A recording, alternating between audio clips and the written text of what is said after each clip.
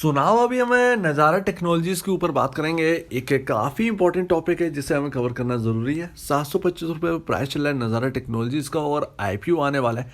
Delta take gaming का IPO, सारे document file हो चुके हैं सेबी में और सेबी ने अपनी रिपोर्ट भी जारी कर दी है। अब कुछ दिनों बाद परमिशन मिल जाएगी तो भैया ये यहाँ पर गेमिंग स्टॉक जो है वो लिस्ट होने वाला है। अब क्या यहाँ पर डेल्टा के आने के बाद क्या यहाँ पर फीकापन आ जाएगा या नहीं, इसको समझते हैं। डेल्टा टेक गेमिंग कंपनी जो है वो करती क्या है, क्या उनके पास गेम्स हैं, ये समझ लो। तो ये डेल्टा टेक गेमिंग के बारे में अगर आप समझोगे तो आपको पता चलेगा कि भैया यहाँ पर ये कंपनी है, ये सब्सिडरी कंपनी है डेल्टा कॉर्प की, जो कि ऑलरेडी लिस्टेड है।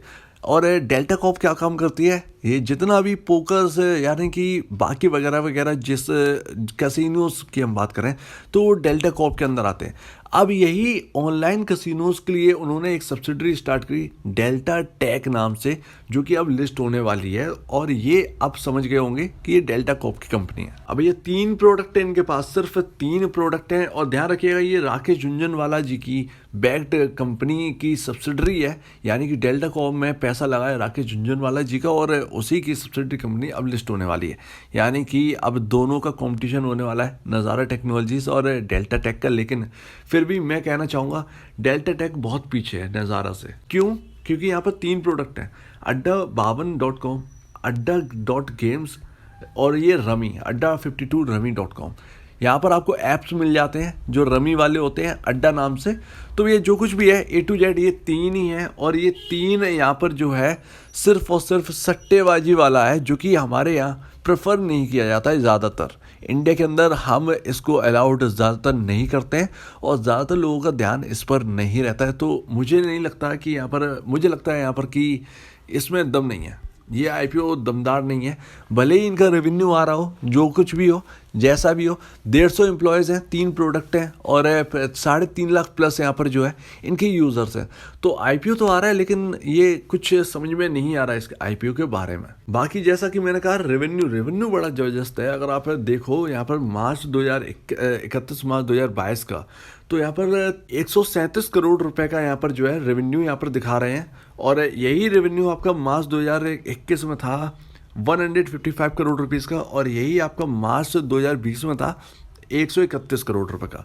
तो पहले 131 करोड़ से 155 करोड़, उसके बाद 155 करोड़ से फिर वापस 137 करोड़। और एक सबसे बड़ी बात, लॉस मेकिंग कंपनी है भैया। 40 यहाँ पर 4 करोड़ के आसपास का घाटा है। यहाँ पर कभी 15 करोड़ के आसपास का प्रॉफिट था, जो कि अब 4 करोड़ का घाटा है उसमें, और कभी 30 करोड़ का प्रॉफिट भी था। तो ये लगातार यहाँ पर जो है प्रॉफिट से लॉस में आ चुकी है ये कंपनी, और अर्निंग पर शेयर माइनस में। तो वैसे तो दोनों कंपनी के काम अगर हम देखें, दोनों कंपनी के गेम्स अगर देखें तो बेकार है, लेकिन डेल्टा गेमिंग के कंपैरिजन नज़ारा काफ़ी बेटर बैठता है गेमिंग के मामले में। लेकिन दोनों कंपनी के गेम्स अगर हम बात करें तो किसी काम के नहीं है जब तक आप हाई एंड गेम ना बना पाओ तब तक।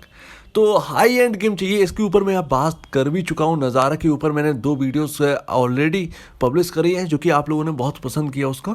तो उसमें मैंने आपको बताया, पूरी डिटेल दी है आगे क्या कर सकते हैं ये, और आगे अगर ऐसा करेंगे तो आगे क्या हो सकता है, आपके शेयर प्राइस कितना ज़्यादा आगे जा सकता है। तो इसके ऊपर हम चर्चा कर चुके हैं। तो हमें चाहिए गेम जो कि ऐसा होना चाहिए नज़ारा टेक्नोलॉजीज़ को। बाकी डेल्टा गेमिंग से मुझे नहीं लगता उससे डरने की ज़रूरत है।